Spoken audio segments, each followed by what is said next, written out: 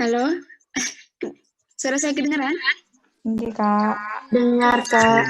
Dengar, Kak. Dengar, Kak. Jelas. Dengar, Kak. Bismillahirrahmanirrahim. Assalamualaikum warahmatullahi wabarakatuh. Waalaikumsalam warahmatullahi wabarakatuh.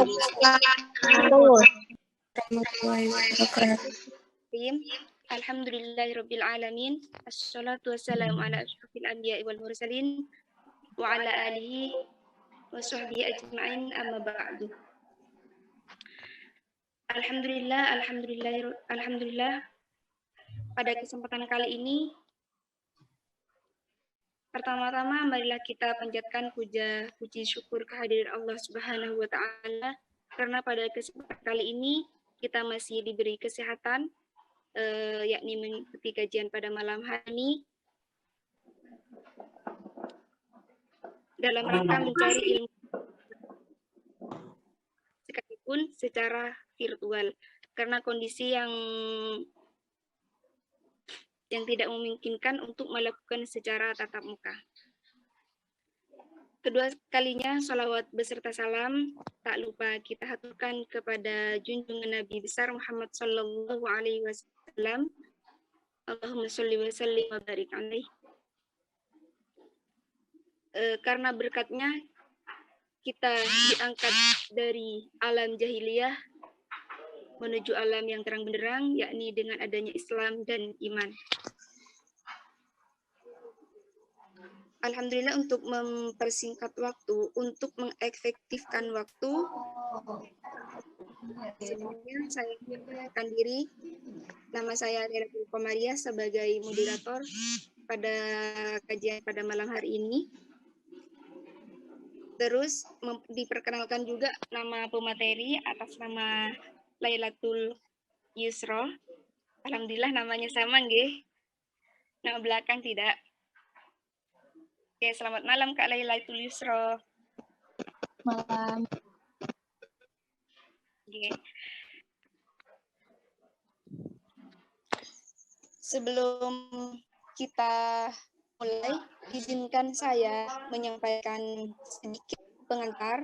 Forum ilmiah sangatlah penting untuk diikuti karena banyak sekali informasi yang akan kita dapatkan. Informasi akan lebih dipahami jika ada diskusi yang efektif, sehingga saya harap seluruh hadirin, seluruh teman-teman bisa mengikuti diskusi dengan sebaik-baiknya. Baiklah, saya akan membacakan susunan acara pada malam hari ini. Yang pertama, acara pembukaan. Yang kedua, acara inti, yakni penyampaian materi. Yang ketiga, sesi tanya-jawab. Dan yang keempat, penutup strip doa. Baiklah, selanjutnya, saya sampaikan beberapa ketentuan acara pada malam hari ini. Yang pertama, penyampaian materi untuk pemateri, kami beri waktu kurang lebih 30 menit. Selama pembicara menyampaikan materinya, peserta tidak diperbolehkan melakukan interupsi. Terus sesi tanya-jawab akan dibuka setelah pembicara menyampaikan materinya. Baiklah, memasuki acara yang pertama, yakni acara pembukaan yang akan dibuka oleh saya sendiri.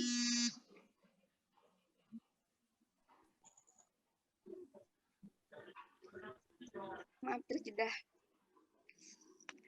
Ala hadhihi niyyah wa ala kulli niyatin shalihah. Al-Fatihah. A'udzubillahi minasyaitonir rajim. Bismillahirrahmanirrahim. Alhamdulillah.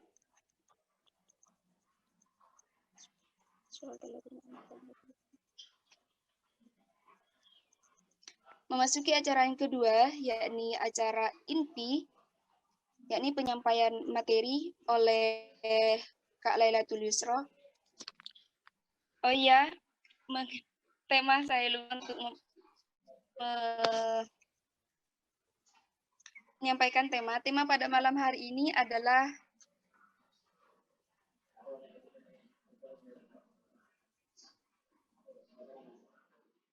ya Allah. Tema pada malam hari ini adalah mental health in an Islamic perspective. Kurang lebih seperti itu bacaannya. Kalau dalam perspektif Islam, bahasa Arab, Sihatul Aqli Andal Islam. Kurang lebih seperti itu. Baik, persilahkan kepada pemateri, yakni Kak Lailatul Yusra, untuk menyampaikan materinya. Kepadanya dipersilahkan.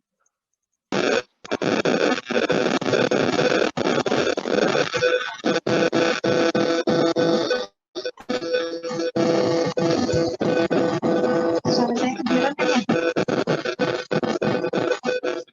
Halo? Udah kenyet nah, Kak. Kayak radio, Kak.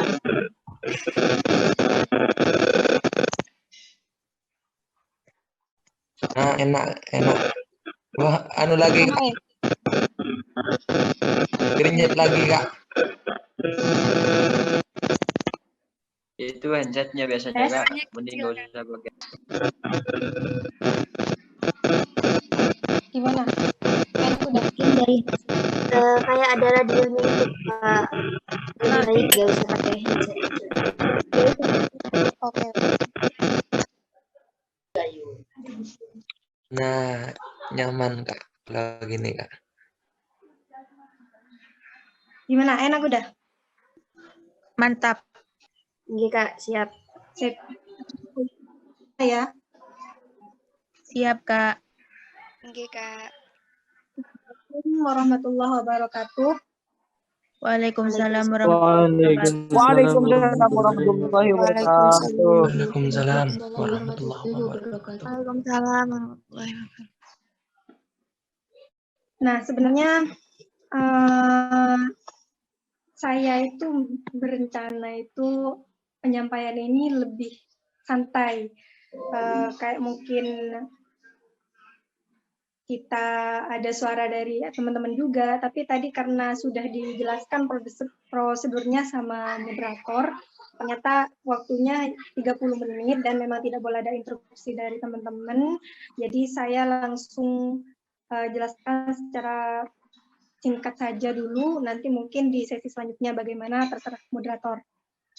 Nah, tema kita malam ini itu adalah kesehatan mental dalam perspektif Islam. Pertama, sebelum kita masuk pada apa itu kesehatan mental menurut perspektif Islam, menguraikan terlebih dahulu apa itu kesehatan mental. Nah, secara singkat, kesehatan mental itu didefinisikan sebagai kesehatan jiwa. Artinya jiwa kita itu bebas dari gejala-gejala gangguan mental atau bahkan gejala-gejala penyakit mental. Nah, namun makna kesehatan mental itu tidak sesempit itu. Artinya bukan berarti kalau orang itu bebas dari gejala gangguan mental atau penyakit mental berarti mentalnya dia itu sehat. Bukan berarti seperti itu. Karena masih ada makna yang lebih luas, yaitu bahwa orang yang sehat mentalnya itu dia mengenal apa? Dia mengenal dirinya. Pertama, dia mengenal dirinya. Jadi dia tahu potensinya dia itu apa, kelebihan dan kekurangannya dia itu apa. Dia itu orang yang bagaimana, dia itu paham akan dirinya sendiri. Artinya dia tidak melebih-lebihkan dalam menilai dirinya, tapi juga tidak mengurang-urangkan. Karena jatuhnya bisa pada rendah diri. Selain itu, selain mengenal diri sendiri, orang yang sehat mentalnya itu juga kenal orang lain, orang di sekitarnya, teman-temannya, keluarganya, ataupun tetangganya. Dia kenal. Artinya kenal bagaimana dia itu bisa menilai atau mengenal orang lain di sekitarnya itu secara objektif. Tidak sempit pada ranah subjektif saja. Karena kalau kita mengenal orang lain di sekitar kita secara subjektif itu biasanya tidak kuat, artinya akan dipengaruhi oleh emosi kita. Saat orang itu adalah orang yang kita senangi, maka yang kita kenal adalah baik-baiknya, begitupun sebaliknya. Nah, kemudian dia juga, orang yang sehat mental itu kenal lingkungannya, jadi dia tahu dia tinggal di lingkungannya seperti apa, norma-norma di lingkungannya seperti apa, sehingga dia bisa mematuhi atau bersikap sesuai nilai-nilai yang ada di lingkungannya. Kemudian selanjutnya, seseorang yang sudah mengenal dirinya, seorang yang sehat mentalnya, ketika dia sudah mengenal dirinya, dia juga akan mengembangkan potensinya. Dia akan berusaha untuk mengembangkan potensinya, karena pengembangan ini akan membawa dia pada arah bahagia, pencapaian kebahagiaan. Nah, kemudian selanjutnya itu,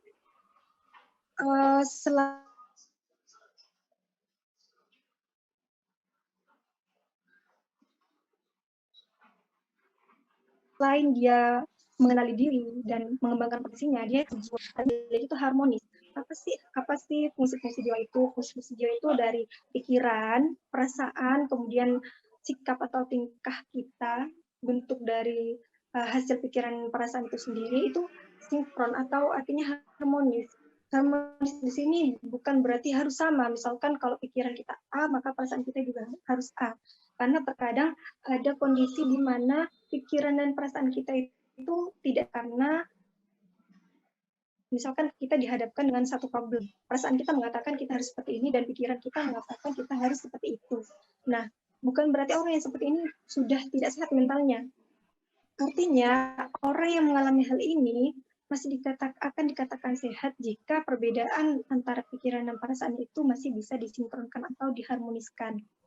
Nah, selanjutnya kesehatan mental dan agama. Kenapa sih harus mengaitkan kesehatan mental dan agama? Nah, ternyata kesehatan mental ini adalah pembahasan yang tidak luput dalam pembahasan atau literatur keagamaan. Salah satu contohnya itu adalah dalam psikologi agama misalnya. Di sana juga membahas tentang kesehatan mental. Psikologi agama seperti yang disebutkan oleh Dr. Jalaluddin itu memaknai kesehatan mental itu sebagai ketenangan batin, ketenangan jiwa, atau teraman, dan upaya untuk selalu mencapai ketenangan dan ketentraman itu sendiri.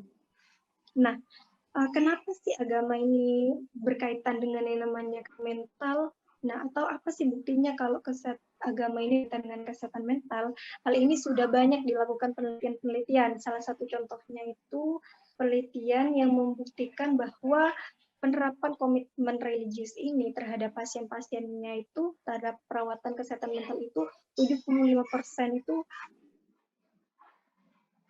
dampaknya positif, dan hanya 7% yang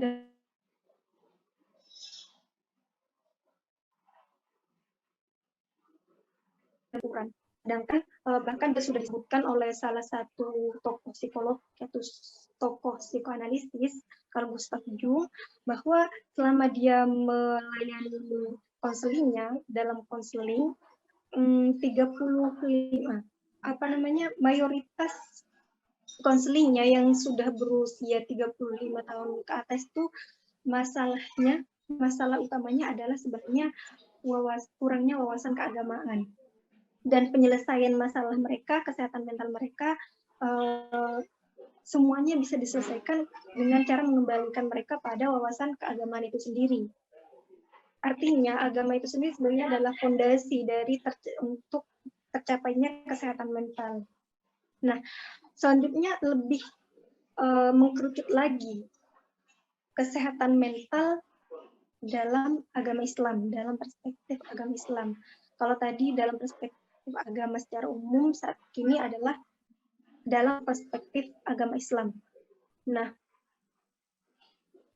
sebelumnya perlu diketahui bahwa agama Islam itu sudah menaruh perhatiannya terhadap kesehatan mental itu sendiri sudah sejak lama. Contohnya, kesehatan mental ini sudah pertama kali dikenalkan oleh Dr. Abu Zaid di Persia. Nah, Juga bahkan dulu di abad ke-9 Masehi itu sudah ada doktor kejiwaan, yaitu yang dikenal dengan doktor Atobari. Jadi muslim-muslim terdahulu itu sudah menaruh perhatian besar terhadap adanya yang namanya kesehatan mental. Artinya kesehatan itu tidak hanya mencakup pada fisik saja.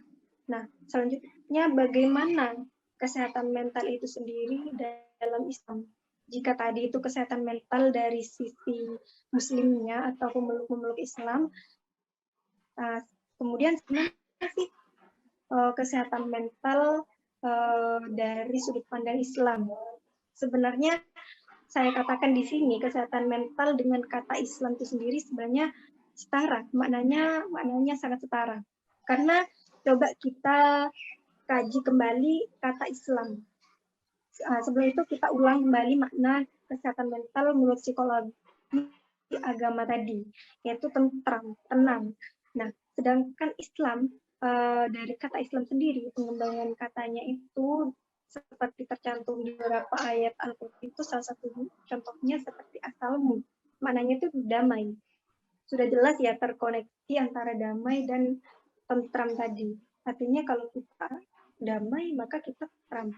Nah, kemudian ada juga kata aslama, yaitu berserah. Jadi dalam Islam itu berarti kita berserah. Yang mana diperkuat dengan kata mustaslimun, berserah seutuhnya kepada Allah Subhanahu wa taala. Jadi orang yang Islam itu ketika kita benar-benar berislam, maka harusnya kita adalah termasuk orang-orang yang berserah. Sehingga dari sana kita mendapatkan kedamaian. Nah, masih banyak kata-kata pengembangan lainnya yang maknanya itu selaras dengan makna kesehatan mental.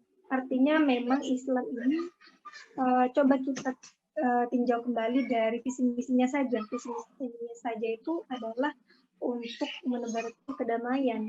Islam itu adalah rahmatan lil alamin. Jadi dia adalah rahmat bagi alam semesta. Otomatis dia adalah kedamaian bagi kita. Artinya Islam itu sendiri adalah sumber dari kesehatan damainya jiwa batin kita selama kita bisa benar-benar berislam dengan benar atau dengan baik. Kita kembali menghayati makna Islamnya tadi. Nah, hal tersebut bisa kita lihat juga dalam salah satu aspeknya saja, aspek Islam, yaitu ibadah. Dalam beribadah, bahkan sebelumnya perlu diketahui teman-teman bahwa ibadah itu di beberapa literatur disebutkan sebagai salah satu bentuk psikoterapi. Memang sudah ada beberapa penelitian yang membuktikan atau menunjukkan bahwa ibadah itu memiliki khasiat tersendiri bagi mental kita, sehingga dia disebut sebagai psikoterapi. Nah,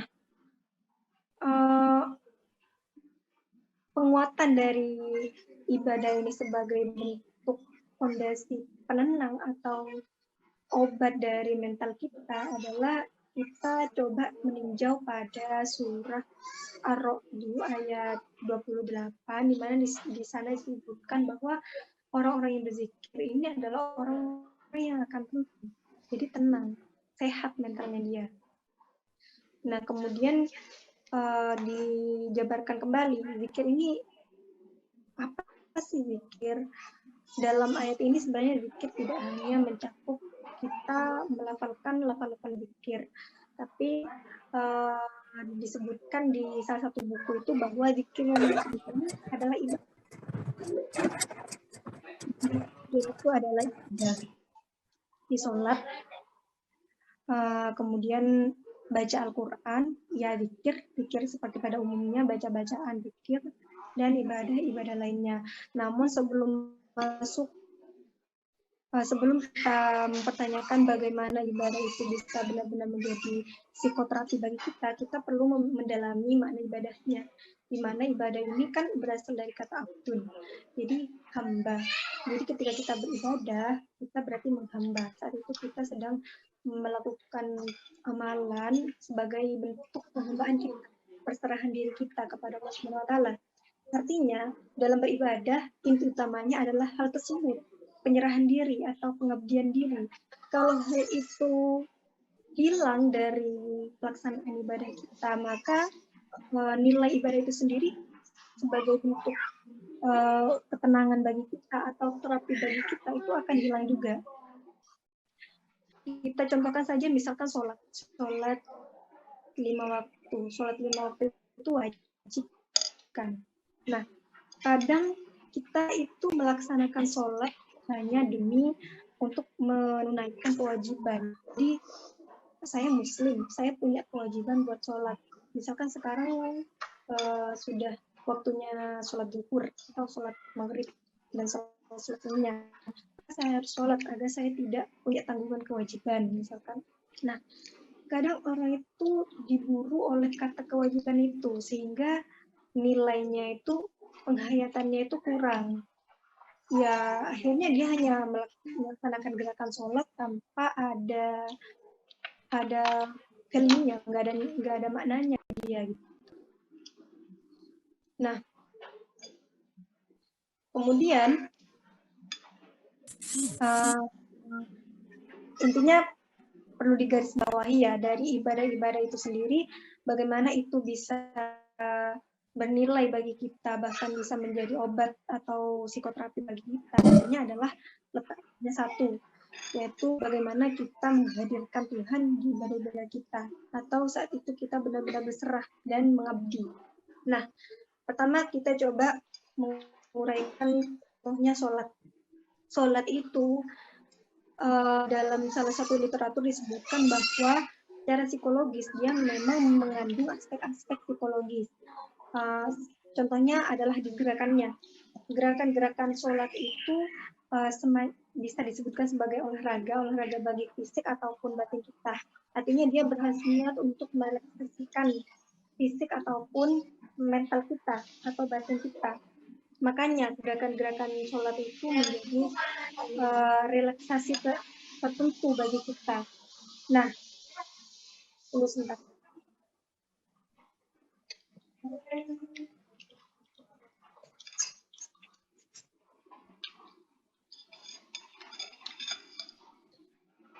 Nah, selanjutnya itu sholat ini juga bisa menjadi meditasi. Karena kalau kita bisa melaksanakan sholat dengan benar ataupun benar-benar menghadirkan Tuhan di sholat kita, artinya kita saat itu benar-benar beribadah. Kita sadar bahwa saat itu kita sedang menghadap pada Tuhan, kita sedang berkomunikasi dengan Tuhan. Kita coba renungkan makna-maknanya, maka kalau kita bisa sampai pada tahapan khusyuk. Dan di sana kita ibaratnya nyambung, maka kita akan apply. Nah, di situ sholat akan menjadi meditasi terhadap kita, sehingga kita menjadi tenang. Nah, lagi-lagi kalau kita menghadirkan Tuhan di sana. Kalau misalkan kita cuma sholat karena demi menyelesaikan kewajiban, ya sudah, maka nilainya akan hilang. Kemudian aspek yang penting dalam sholat, wudhu misalkan. Wudhu ini sederhana. Kita hanya membasuh beberapa anggota wudhu seperti wajah, tangan. Tapi sebenarnya khasiatnya itu besar. Karena disebutkan dalam salah satu kitab yang dikarang oleh Muhammad Yunus dalam Fiqhul Wadih bahwa hikmah wudhu ini ada hikmahnya. Hikmah wudhu itu pertama, kita itu dengan berwudhu, misalkan setiap kita mau sholat 5 kali sehari, itu sudah minimalnya ya misalkan. Itu kita sudah melakukan pembersihan badan. Pembersihan anggota-anggota wudhu. Nah, bayangkan kita melakukannya 5 kali sehari. Apalagi kalau misalkan kita contohkan pada beberapa orang kadang memang dia menjaga wudhunya, sehingga dalam setiap harinya ketika dia sudah tidak punya wudhu, maka dia akan berwudhu kembali. Otomatis dia sudah melakukan pembersihan berulang-ulang. Nah, dalam kitab Fiqhul Wadi tersebut disebutkan bahwa hikmah wudhu itu akan membantu kita membersihkan. Membersihkan pada hakikatnya memang membersihkan anggota badan atau anggota wudhu. Namun secara tidak langsung ia juga membersihkan jasmani atau rohaninya kita. Maksudnya saya membersihkan rohaninya kita. Nah, ketika kita bersih, maka kita akan diarahkan pada yang namanya rasa segar. Dan dari rasa segar itu maka akan dihasilkan juga semangat. Jadi kita bisa semangat ketika kita bersih dan kondisi kita segar, kita akan semangat melakukan apapun. Dan dengan semangat itu juga kita juga ketika misalkan hari itu dihadapkan sebuah problem, kita tidak langsung down. Nah, sebelumnya untuk kesehatan mental tadi perlu diketahui juga orang yang sehat mentalnya itu adalah juga orang-orang yang bisa menghadapi masalah-masalahnya atau problem-problemnya. Nah, kemudian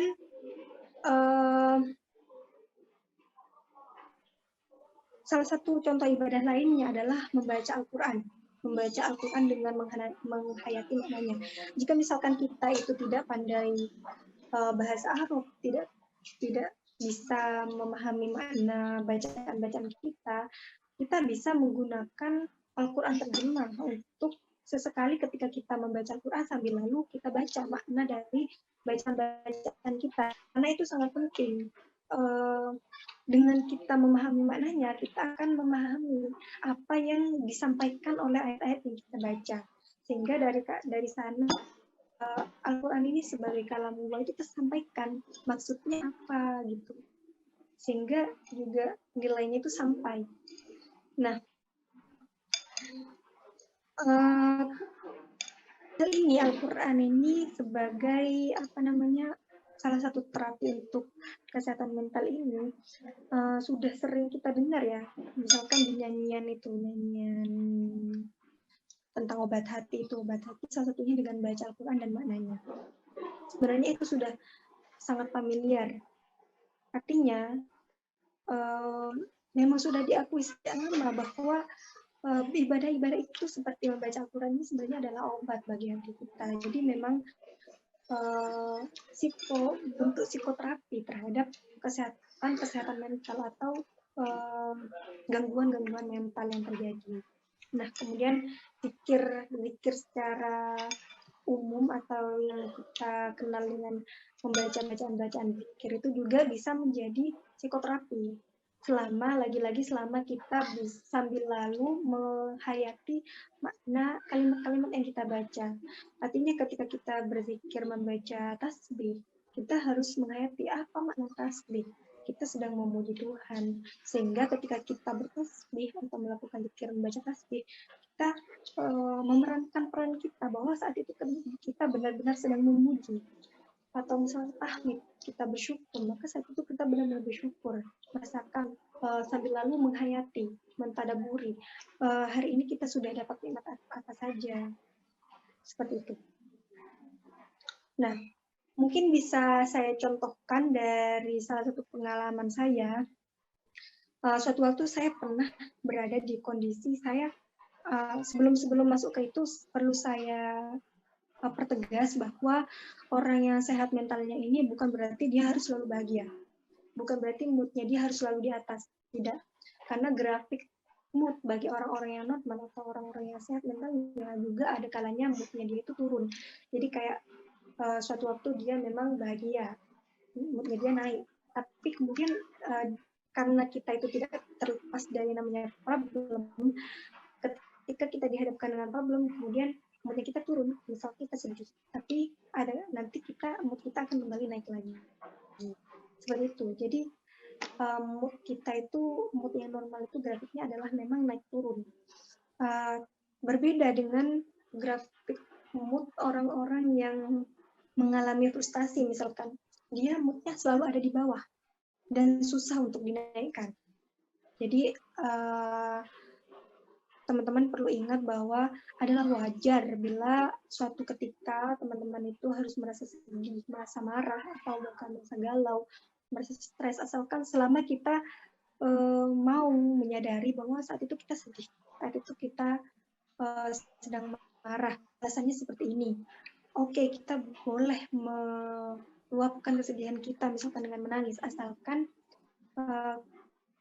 perlu kita ketahui setelah itu kita juga perlu berusaha untuk mengatasinya. Nah, saya di sini coba untuk men-sharingkan salah satu pengalaman saya bahwa ibadah ini memang khasiatnya memang besar untuk kesehatan mental kita atau untuk membantu kita merasa tenang. Suatu ketika saya pernah berada di posisi mood turun atau kita sebut lagi sedih atau lagi galau dengan alasan tertentu, misalnya karena saya dihadapkan dengan suatu problem. Nah, kemudian saya mencoba mentelaah hal-hal yang pernah saya pelajari di waktu kuliah mengenai konseling. Bagaimana sih kita menyelesaikan atau menghadapi rasa sedih itu. Nah, pertama saya mencoba menerima. Oke, saya sedih. Saat itu saya sedih. Saya terima bahwa saya sedih. Alasannya karena terjadi hal seperti ini. Itu wajar. Orang yang mengalami hal seperti itu kemungkinan memang akan sedih. Nah, kemudian saya meluapkan kesedihan saya. Nah, saat itu saya kemudian melangkah lebih jauh pada salah satu terapi yang saya sukai, yaitu dengan terapi berpikir positif. Jadi saya mencoba mentelaah kembali, kenapa saya mengalami hal ini, sebenarnya apa sih hikmah dari kejadian ini. Jadi saya mencoba berpikir positif sambil lalu mengaitkan ini dengan keagamaan. Jadi saya tahu kejadian-kejadian itu kan semuanya sudah ditakdirkan, sudah ditentukan oleh Allah. Nah, kenapa sih Allah menghadirkan kejadian ini?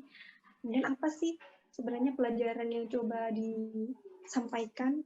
Apa sih hikmah yang sebenarnya ingin diberikan dari kejadian ini? Nah, dari situ saya kemudian, ternyata hal-hal kemarin itu salah, sehingga terjadi hal ini. Dan dari sana kemudian dari perasaan sedih itu malah berganti pada perasaan bersalah. Saya salah. Nah, dari perasaan bersalah itu kemudian berganti pada rasa syukur. Ternyata Tuhan itu sayang ya sama saya karena saya salah dan saya diarahkan pada hal yang benar dengan cara ini. Nah, dari sana kemudian saya mencoba, saya sering-sering melafalkan zikir tasbih sebagai bentuk rasa syukur saya, sekaligus istighfar sebagai salah satu bentuk rasa bersalah saya untuk kesalahan-kesalahan sebelumnya, dan ini benar-benar terasa efeknya gitu. Awalnya saya hanya mencoba mengenali, mencoba menerima sebagaimana konsep-konsep yang ada. Ini memang berdampak, memang saya merasa lebih baik. Namun jika kita presentasikan, rasa lebih baik itu sekitar 20%. Dan ketika saya mengaitkan dengan agama dan kemudian menjelaskan dengan mendekatkan diri kepada Tuhan, saya bisa katakan bahwa 90% saya merasa tenang. Rasanya masalah saya itu selesai gitu. Yang ada saya senang gitu dengan kejadian itu. Sebelumnya sepertinya ini sudah lebih dari 30 menit dan saya sangat ingin menyampaikan pada moderator bahwa daripada forum tanya jawab, saya sebenarnya ada usul bagaimana kalau forum ini dilanjutkan dengan sharing dari teman-teman mengenai pengalaman teman-teman secara pribadi. Saya yakin teman-teman pasti pernah mengalami di mana dia berada moodnya turun atau dia pernah sedih atau hal-hal lainnya yang kemudian ini terbantu dengan pendekatan diri kepada Allah atau ibadah misalkan, terbantu dengan hal-hal yang berbau agama. Karena dengan sharing pengalaman-pengalaman ini akan menjadi penguat bagi kita secara nyata bahwa memang kesehatan mental itu sumber utamanya adalah agama gitu, adalah bagaimana dengan berislam dengan benar, dengan beribadah dengan benar gitu. Ya itu hanya usul dari saya kepada moderator. Untuk selanjutnya bagaimana baiknya moderator bisa mengatur dan bisa memilih yang lebih tepat gitu. Saya serahkan kembali kepada moderator. Terima kasih.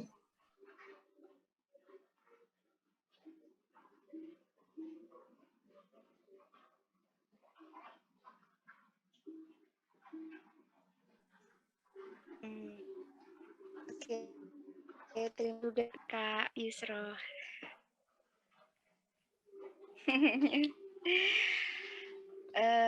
Alhamdulillah penyampaian materi sudah selesai dari Kak Yusro. Selanjutnya ke sesi tanya jawab. Sebelum memasuki sesi tanya jawab, bisa saya simpulkan materi yang sudah disampaikan oleh pemateri mengenai kesehatan mental dalam perspektif Islam. Kesehatan mental itu sendiri ada ciri-ciri tertentu, ada karena faktor internal dan faktor eksternal. Faktor internal itu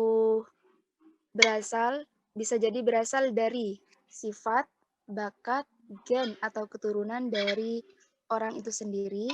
Sedangkan faktor eksternal itu berasal dari luar, seperti lingkungan, keluarga, dan lain sebagainya. Mengenai kesehatan mental dalam perspektif Islam itu sendiri, lebih ke keyakinan, yakni beragama tauhid. Tidak lain adalah agama Islam. Sebagaimana pemateri yang sudah dijelaskan tadi, tertera dalam Quran surah Ar-Ra'd ayat 28 yang artinya yaitu orang-orang yang beriman dan hati mereka menjadi tentram dengan mengingat Allah. Ingatlah, hanya dengan mengingati Allah lah hati menjadi tentram.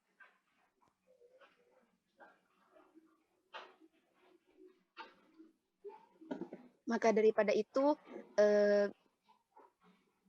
kita bisa kita pahami bahwa dengan membaca Al-Quran, dengan mengingat Allah, dengan berzikir kepada Allah, insya Allah hati kita tentram, maka mental pun kita sehat, aman dan tentram, sejahtera. Kurang lebih seperti itu. Baiklah, memasuki sesi tanya jawab. Tanya jawab saya buka terlebih dahulu 3 pertanyaan. 3 pertanyaan.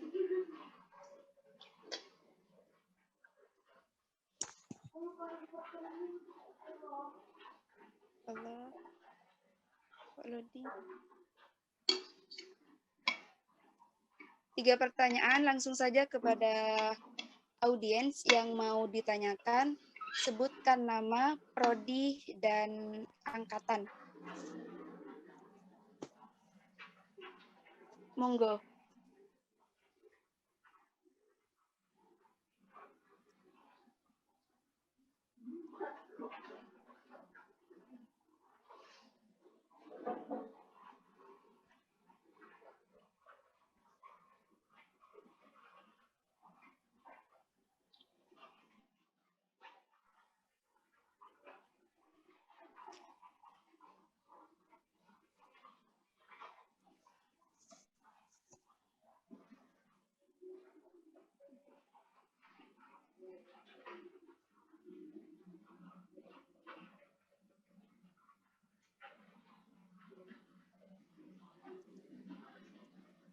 Oh iya, kata pemateri tadi, dalam kajian pada malam hari ini lebih ke sharing-sharing. Jadi bebas mau, maksudnya tetap dalam tema ini ya. Jadi tidak perlu sungkan-sungkan untuk bertanya.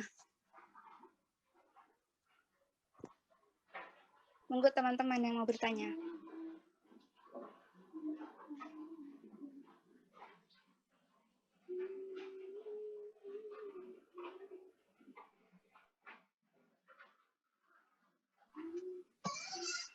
Mbak Lailatul.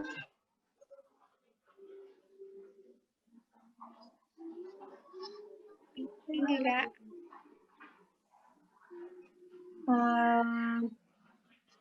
Kalau memang dari teman-teman nggak ada yang mau ditanyakan, mungkin juga ada yang mau menambahkan.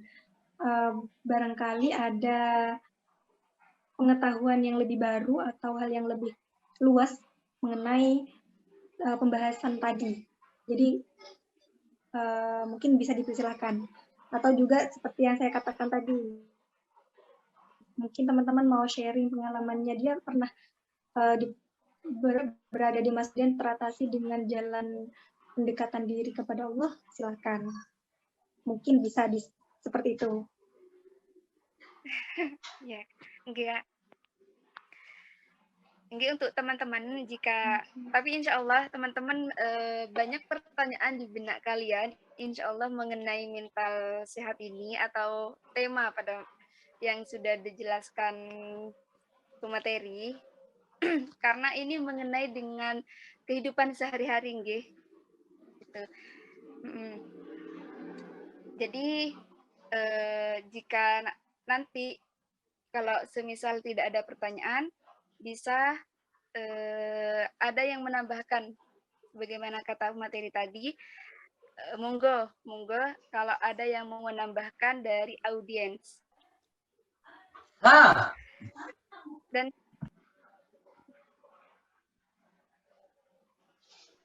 Dan juga kalau ada masalah tertentu dari kita masing-masing nggak mau sharing, mungkin dari ini kita nanti menemukan suatu solusi atas masalah tersebut. Gitu. Tapi sebelumnya alangkah baiknya ke pertanyaan terlebih dahulu. 3 penanya, monggo kepada audiens. Assalamualaikum warahmatullahi wabarakatuh. Saya izin bertanya, Kak. Oke, waalaikumsalam warahmatullahi wabarakatuh. Sebutkan nama, prodi dan angkatan. Nama saya Reni Hertika, prodi MPI angkatan 2021. Siapa namanya? Reni Mohon jangan 2021. Tidak bertanya. Allah.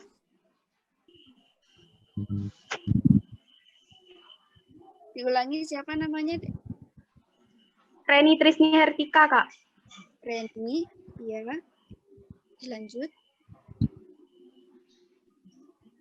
Saya izin bertanya, menurut pendapat pemateri, mengapa terdapat suatu stigma yang mengitari kesehatan mental, yang mengatakan bahwa seseorang yang mempunyai suatu mental disorder itu selalu dikaitkan dengan mencari perhatian. Terima kasih. Wassalamualaikum warahmatullahi wabarakatuh. Waalaikumsalam warahmatullahi wabarakatuh.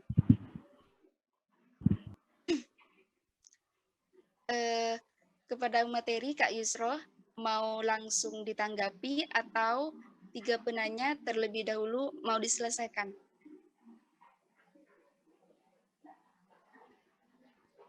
Kak Yusro? Bisa langsung ditanggapi. Oh, bisa langsung ditanggapi. Nggih, monggo. Dari pertanyaan sebelumnya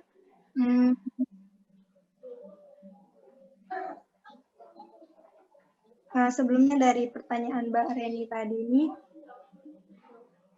bisa diberikan contoh kejadiannya, misalkan si A mengalami bipolar karena dia tiba-tiba bahagia tiba-tiba sedih, kemudian orang-orang di sekitarnya bilang dia perhatian atau bagaimana gitu, agar lebih jelas.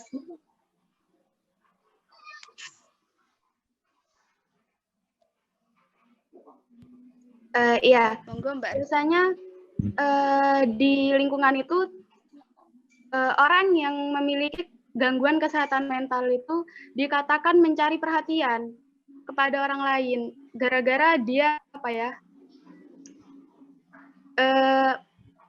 kesehatan mentalnya terganggu. Jadi orang berstigma bahwa dia itu mencari perhatian kepada orang lain.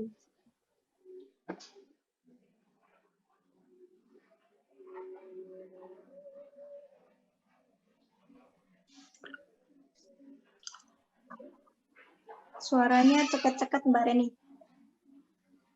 Iya.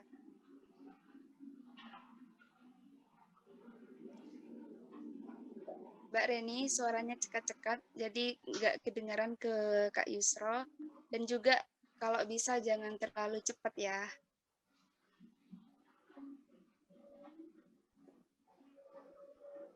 Mbak Reni, mungkin karena sinyal Kak di sana.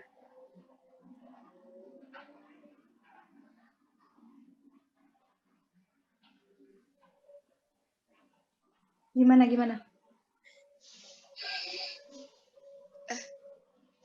Gini Kak, tadi katanya mungkin bisa saya langsung saya tanggapi ya Kak dari contoh dari yang Reni tadi.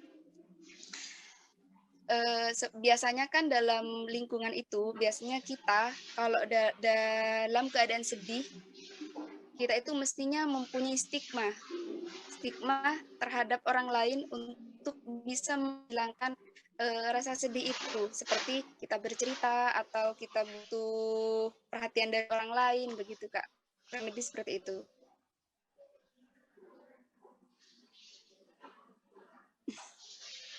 Ini Kak, monggo langsung ditanggapi.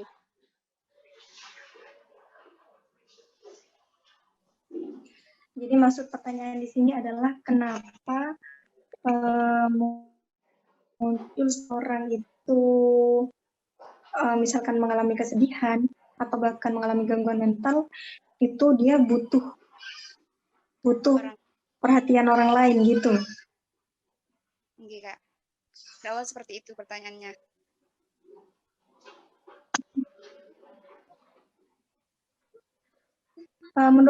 Menurut saya, kenapa ada stigma seperti itu? Karena pertama, manusia itu kan manusia sosial. Jadi dia pasti butuh terhadap orang lain. Dan terutama di kondisi-kondisi ketika kita itu down ataupun sedih, hal itu penting bahwa kita perlu sharing atau perlu membagi pada orang lain atau orang-orang tertentu yang kita percayai.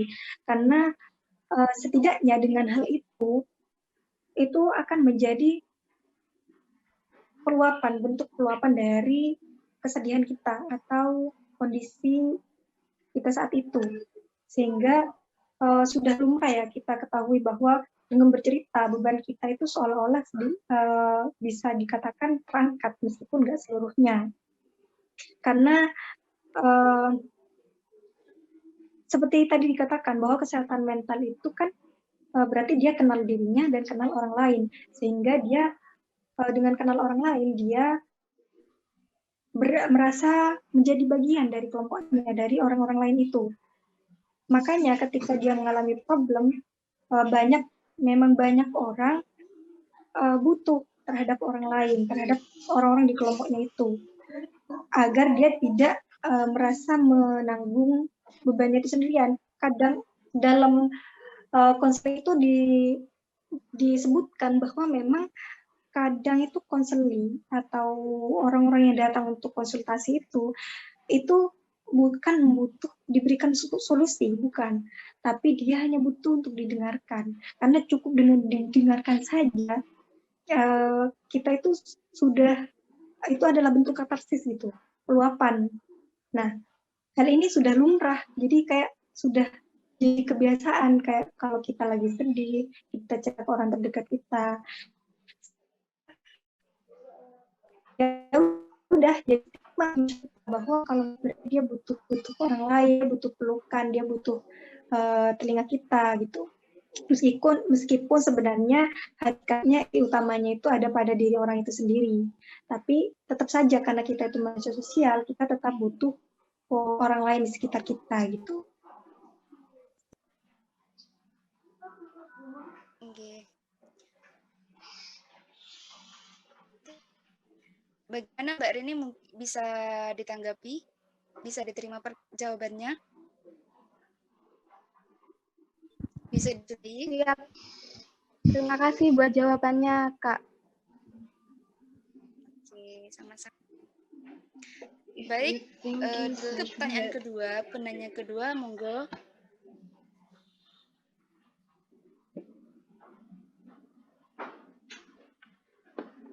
Penanya kedua.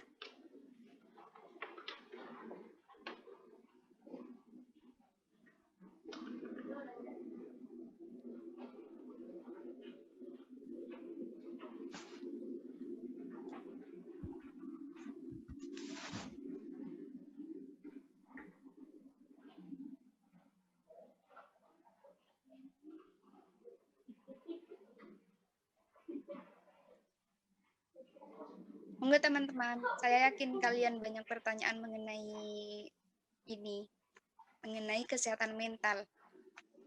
Karena terjadi pada kita di kehidupan kita masing-masing.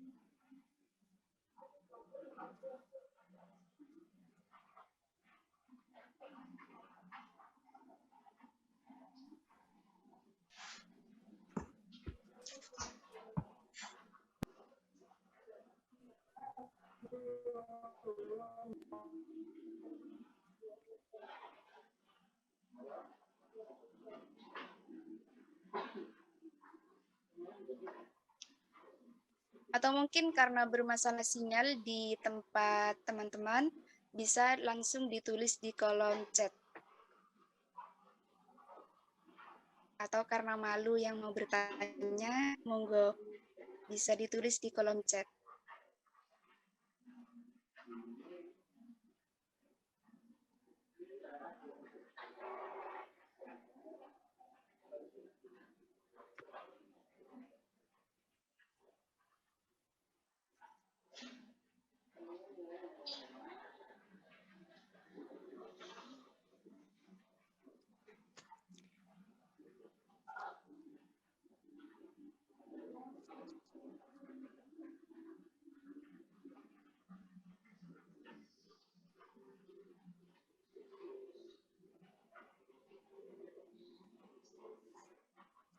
Dari sekian banyak orang, 141, masa tidak ada yang mau ditanyakan mengenai ini? Izin bertanya, Kak. Mungkin monggo. Mohon maaf sebelumnya jika pertanyaannya gak sesuai sama materinya ya, Kak. Bukan gak sesuai, tapi lebih tepatnya ke agak menggok dikit. Ini pertanyaannya gini, Kak. Bagaimana Islam... Sebelumnya sebutkan nama. Oh, iya, mohon maaf, Kak. Nama saya Widiatul Hasanah dari Prodi Tadris IPA. Oke. Pertanyaannya gini, Kak. Bagaimana Islam memandang orang gila? Sedangkan orang gila itu kan juga kesehatan mentalnya kurang gitu. Lebih tepatnya tidak sehat gitu, Kak. Bagaimana Islam dengan Islam? Terima kasih, Kak. Oke. Ditanggapi mengenai pertanyaan dari Wiyatul.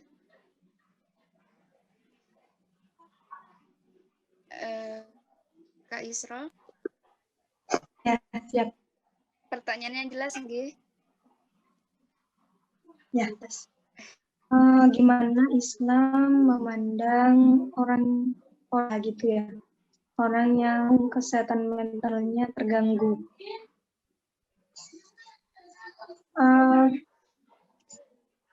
Sejauh yang saya tahu, Islam itu kan tidak mendiskriminasi. Jadi tidak akan menilai menilai buruk terhadap orang gila ini, karena ketikanya orang itu menjadi gila atau tidak,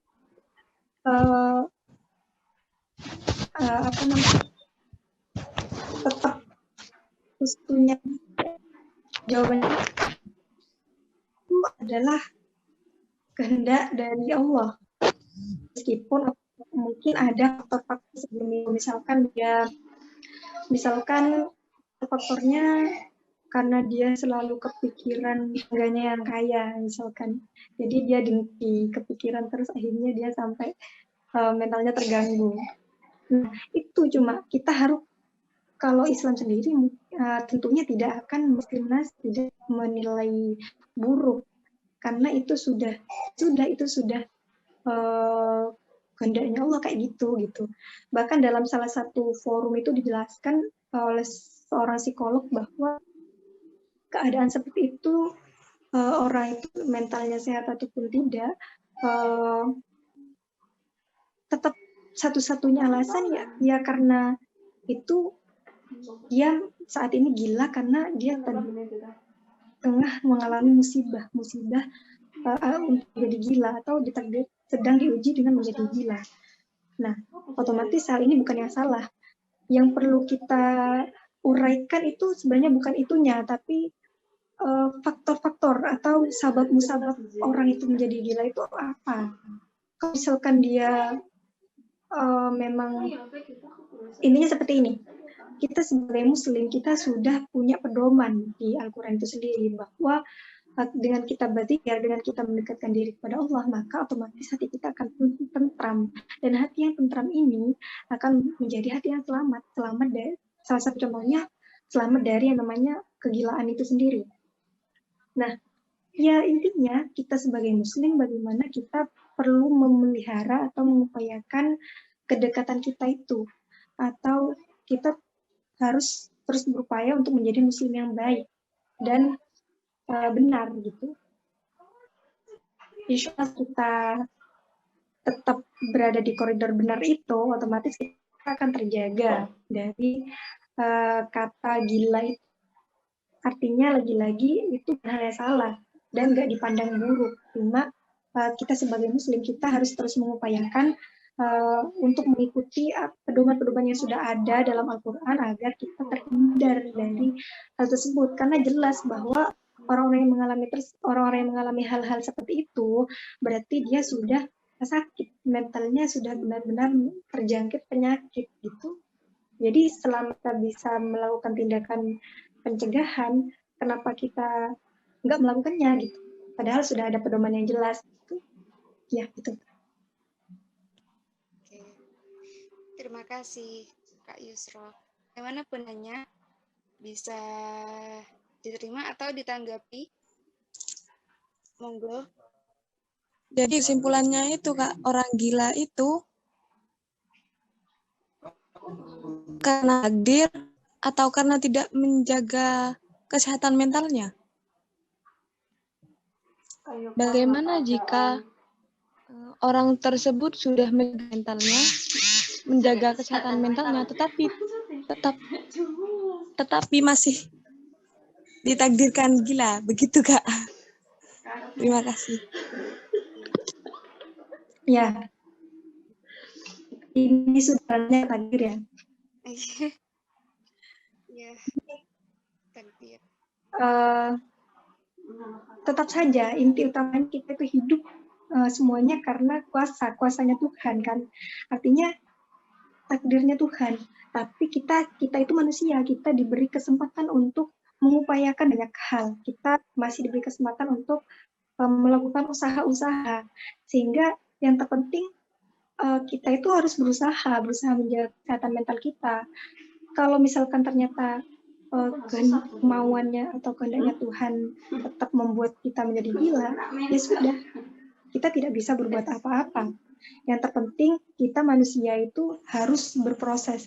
Ada kata-kata yang bagus mengenai ini, itu adalah bahwa kita saat ini itu adalah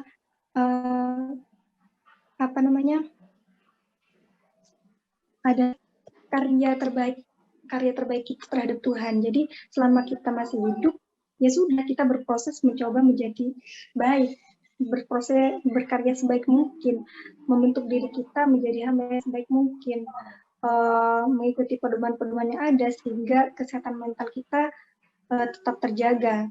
Tapi tetap saja kita tidak boleh lupa bahwa selain usaha, ujung-ujungnya adalah tawakal. Tetap kita harus mengembalikan semuanya pada Allah. Jadi intinya gila itu memang gila itu adalah takdir, karena semua yang ada di dunia ini adalah takdir, ditakdirkan. Tapi lagi-lagi takdir itu tidak semuanya paten, masih ada takdir yang bisa kita usahakan. Jadi kita harus tetap berusaha. Sebelum kita tawakal harus tetap berusaha. Seperti itu.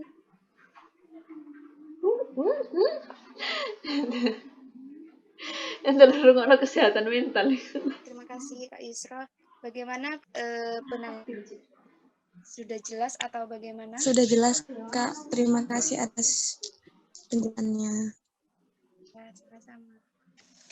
Atau mungkin dengan audiens yang lain mau menambahkan dari pertanyaan dari jawaban Kak Yusra, karena ini juga diskusi sharing-sharing. Iya, beneran aku. Boleh langsung diutarakan, nggak apa-apa. Monggo. Dari DAD atau kakak-kakak, mbak-mbak.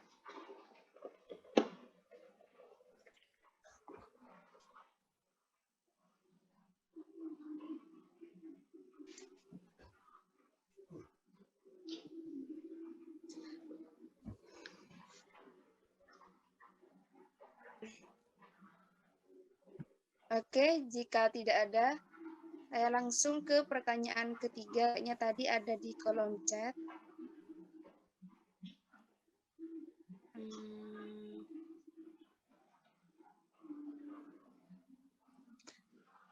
Saya baca pertanyaan ketiga dari Abidi Mu'id, angkatan 20.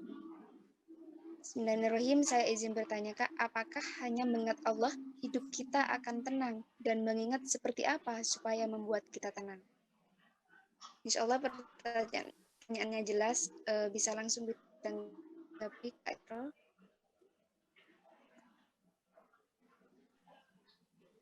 Sebelumnya saya cukup rancu dengan kata-kata dan mengingat seperti apa supaya membuat kita tenang. Ini maksudnya gimana?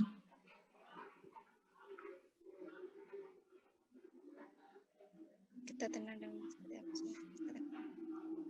Monggo ditanggapi penanya, Abi Mu'in. Karena saya juga bingung, Kak.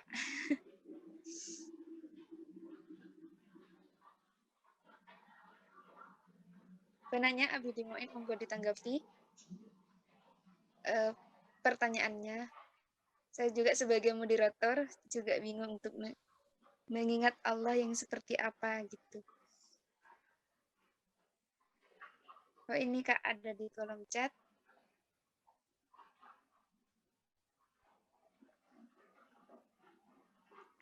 Mengingat Allah yang seperti apa gitu, Kak.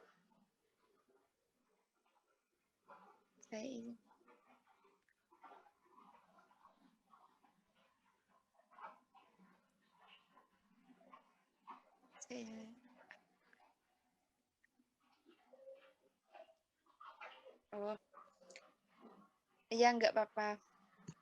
Jadi seperti ini Kak Yusro, pertanyaannya.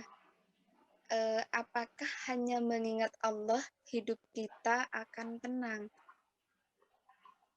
Dan mengingat Allah yang seperti apa gitu, Kak? Ini seperti pertanyaan Kak Yusro. Ya. Sudah jelas nggih? Ya, jelas. Apakah hanya dengan mengingat Allah hidup kita akan tenang dan mengingat seperti apa? Pertama kita jawab yang kedua dulu, mengingat yang seperti apa. Mengingat yang seperti apa yang membuat kita tenang adalah kembali ke kata zikrullah tadi. Zikrullah tadi artinya kita mengingat di sini dalam artian ibadah, kita mendekatkan diri atau abdi. Tidak hanya mengingat dalam bentuk ucapan-ucapan zikir, tapi ibadah-ibadah lainnya, di mana dalam seluruh kegiatan ini, baik ibadah yang nyata seperti sholat ataupun seperti sholat wajib yang memang sudah ada ketentuan khususnya, atau yang secara umum seperti zikir yang dilakukan kapan saja dan dengan bacaan apapun yang kita inginkan, itu apa namanya, semua itu adalah bentuk kita mengingat Allah, selama kita lagi-lagi jangan melupakan poin utamanya, bahwa di dalam situ kita sedang mengabdi, kita sedang mencoba mendekatkan diri atau bersama kepada Allah tuh. Mengingat kepada Allah juga tidak hanya dalam bentuk ibadah yang bentuk perbuatan dengan mentadaburi alam semesta. Misalnya kita sedang di luar rumah, terus kita melihat bagus misalkan dari alam semesta ini. Mungkin teman-teman misalkan ada yang suka senja, itu kan lumrah ya biasanya, muda-mudi itu suka senja. Ya entah kenapa mereka suka senja. Ya, tapi dengan hal itu kita bisa menjadikan itu media untuk mengingat. Ketika kita melihat, wah, kita suka senja, dan tiba-tiba kita dipertemukan dengan senja yang bagus. Nah, kita mencoba menyambungkan kejadian itu dengan hal yang penting. Betapa kuasanya yang maha menciptakannya gitu. Ini loh bagus, nggak bisa dibuat sama manusia gitu. Intinya mengingat itu kita selalu menghadirkan Tuhan, baik ketika kita beribadah secara nyata ataupun ketika kita melakukan hal-hal lainnya. Nah, apakah hanya dengan beribadah kita menjadi tenang? Kalau dalam konteks kesehatan mental ini, otomatis dengan beribadah kita, dengan mengingat Allah kita menjadi tenang. Tapi hidup ini cakupannya luas. Jadi ketenangan itu sebenarnya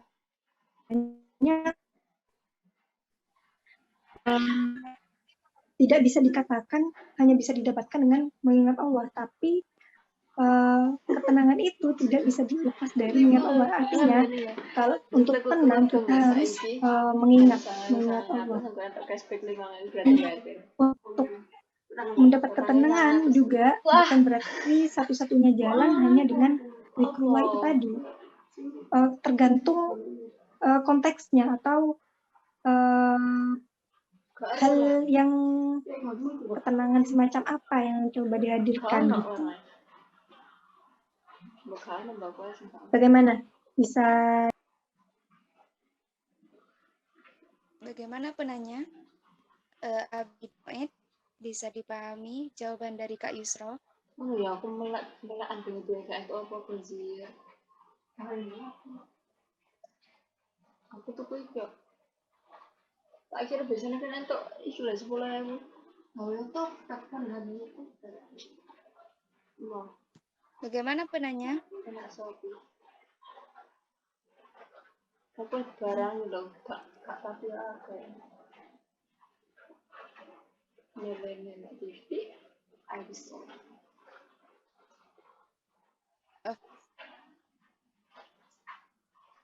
Karena penanya juga tadi bilang masih dalam acara, mungkin masih sibuk-sibuknya dalam acara tersebut, Kak. Insya Allah bisa dipahami. Jawaban dari Kak. Oke, karena waktu sudah menunjukkan jam 20.49, jam 21 atau jam 9, pas saya akhiri kajian pada malam hari ini. Jadi 3 penanya sudah, sekarang mungkin ada pertanyaan yang lain. Saya buka sesi kedua. 1 pertanyaan lagi. Ada di kolom chat. baca Saya pertanyaannya. bertanya, Mbak, itu di chat, Mbak. Oke. Iya, sama-sama. Baik, terima kasih Kak atas penjelasannya dari Abidin tadi, Kak Yusro. Oke, dilanjut ke sesi kedua, pertanyaan dari Assalamualaikum warahmatullahi wabarakatuh. Nama saya Muhammad Saiful Ulum dari Prodi MPI, izin bertanya. Sebelumnya mohon maaf pertanyaannya agak melenceng. Bagaimana cara kita sebagai mahasiswa UIN menjaga mental kita agar tidak down dan tidak terpengaruh di masa sekarang, yang mana di masa sekarang ini sangat banyak pengaruh yang membuat down mental kita seperti pengaruh teknologi misalnya, dan apa solusinya itu, Kak? Sekian, terima kasih. Wassalamualaikum warahmatullahi wabarakatuh. Insya Allah pertanyaannya jelas, Kak Yusro. Bisa langsung ditanggapi. Ya, bisa.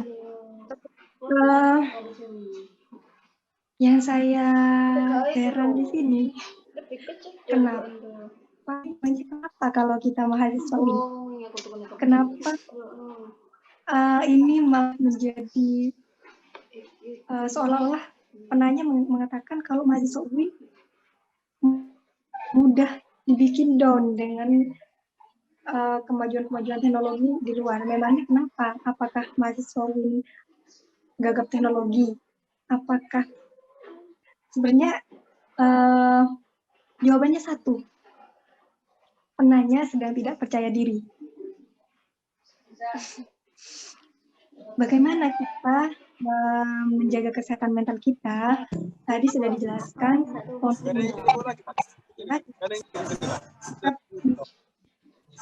Yanto. Apa Yanto?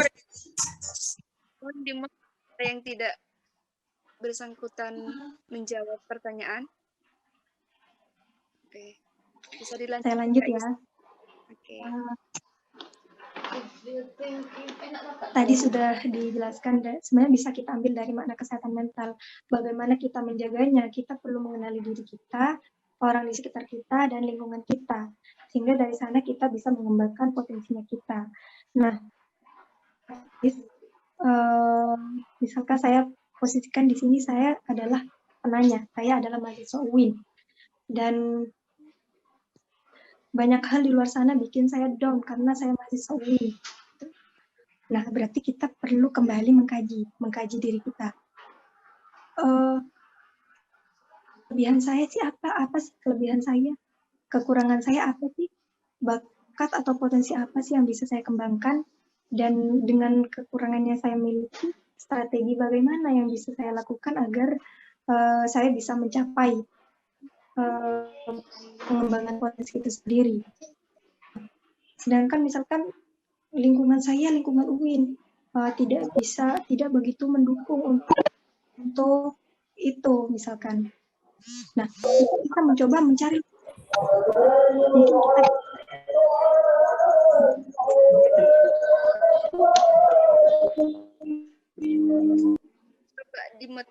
kita selama kayak gini, selama kita sudah mengenali diri kita, potensi kita, nilai-nilai kita, dan kekurangan-kekurangannya kita, atau hambatan-hambatan yang mungkin kita alami dengan lingkungan kita yang ada lingkungan UIN misalkan, maka otomatis itu nggak akan menjadi masalah.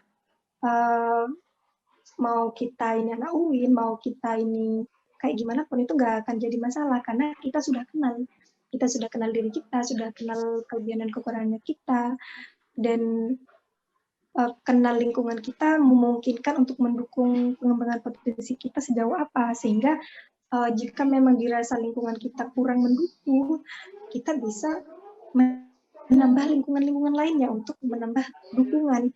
Misalkan saya contohkan mungkin seperti ini. Saat ini sudah mulai banyak orang yang pintar teknologi, pintar editing misalkan, sudah dalam hal-hal seperti itu misalkan. Tapi karena saya berkuliah di UIN misalkan, saya cukup gaptek untuk hal itu.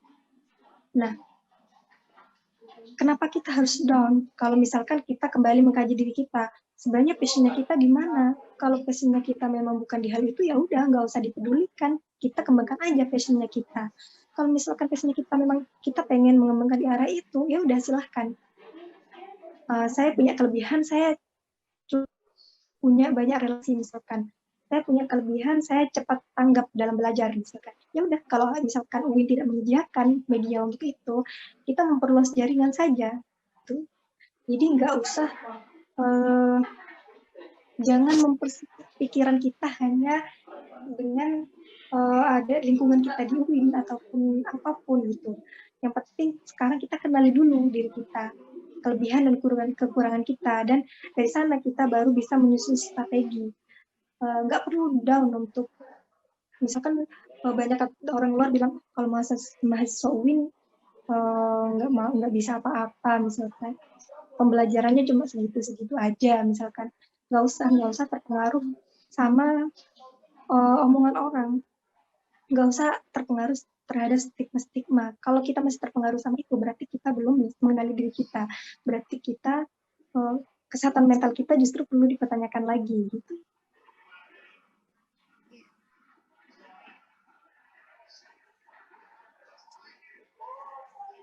Sudah Kak, Sudah. jawabannya? Sudah. Oke. Bagaimana penanya? Bisa langsung ditanggapi jika masih Iya Mbak, terima kasih Mbak ya. Sudah Mbak, sudah baik sekali. Terima kasih. Ya, sama-sama.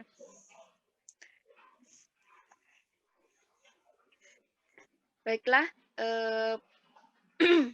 sesi tanya jawab bisa disudahi. Dilanjut dengan acara terakhir, itu penutup. Mbak Laila. Penutup. Ya, iya Kak. Saya boleh menambahkan sedikit? Monggo. Sebelum ditutup, saya ingin menambahkan sedikit. Saya sangat ingin sebenarnya punya keinginan agar forum ini tidak selesai di sini. Jadi bagaimana kalau setelah dari forum ini teman-teman itu membuat semacam tulisan gitu, tulisan pribadi, mengkaji untuk mencoba mengenali diri gitu. Kayak mengkaji, silakan tulis aja apa kelebihannya apa kelebihan kalian, apa kekurangannya kalian, dan apa kemauan kalian ke depannya. Bahkan kalau bisa mulai menulis juga strategi-strategi untuk mencapai kemauan itu sendiri gitu. Jadi apa yang saya sampaikan malam ini tidak berhenti di sini gitu, bisa dilanjutkan secara nyata dalam tindakan teman-teman gitu. Kalau misalkan teman-teman bersedia. Berarti tulisan itu maksudnya dilontarkan di kajian ini atau di pertemuan selanjutnya? Pertemuan di luar kajian ini, Kak? Enggak, tulisan itu hanya tugas pribadi, bentuk nyata kelanjutan mereka setelah forum ini, agar nggak berhenti di pengetahuan, sebatas pengetahuan saja, tapi dipraktekkan secara nyata gitu. Insya Allah, paham. Enggi, terima kasih Kak Yusro. Kepada teman-teman ada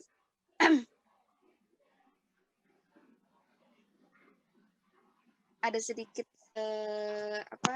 dari Kak Yusro, bahwasannya ada tugas pribadi terhadap kita, termasuk saya pribadi sebagai moderator, untuk lebih ke karya tulis, yakni mengenai kesehatan mental nggih. Jadi tidak berhenti di kegiatan saja, atau juga sekalipun tidak mengenai dengan judul ini, intinya kita tetap menulis, berkarya, begitu nggih? Enggak, bukan gitu deh. Gimana? Maksud bukan karya tulis semacam karya, tapi tulisan pribadi, kayak kita mencoba mengulas diri sendiri gitu. Kelebihannya saya itu apa sih? Tulis aja apa aja gitu. Kekurangannya saya itu apa aja sih? Silakan ditulis juga. Terus kemudian saya kedepannya pengen mencapai apa sih gitu. Kemudian dari kelebihan dan kekurangan yang sudah ditulis, strategi yang tepat itu bagaimana untuk mencapai itu. Itu semacam tulisan pribadi aja biar kita punya kayak semacam tuntunan gitu. Berarti introspeksi diri terhadap kehidupan kita, nggih. Nggih. Sudah ya. Nggih. Karena waktu sudah menunjukkan jam 21 atau jam 9 pas, kepada teman-teman insya Allah tidak lupa tugas pribadi dari Kak Yusro. Dan jangan lupa, kalau bisa jangan lupa langsung dipraktekkan secara nyata. Begitu. Terus acara yang terakhir, yaitu acara penutup yang strip doa yang akan dipimpin oleh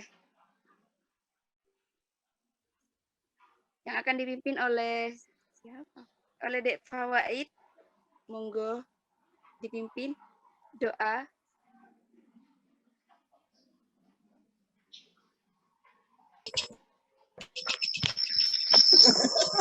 Bismillahirrahmanirrahim.